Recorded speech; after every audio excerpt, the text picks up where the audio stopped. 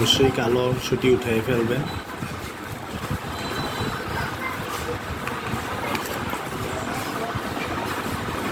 উঠানোর পর অবশ্যই এরকম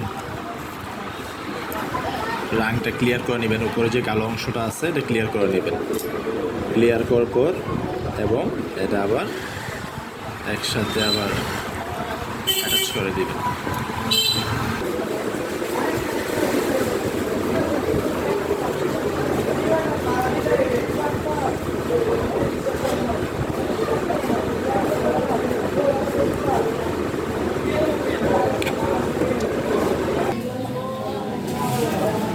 ভালো করে মজবুত করে রাং দিয়ে দিবেন এবং ঠিকমতো পরিষ্কার করে নেবেন।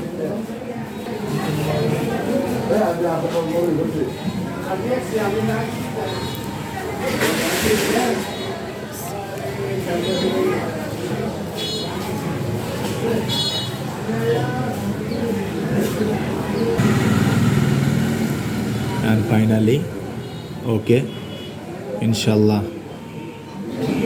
কাজ সাকসেসফুল। প্লিজ সাবস্ক্রাইব করবেন এবং পাশে থাকবেন ইনশাল্লাহ।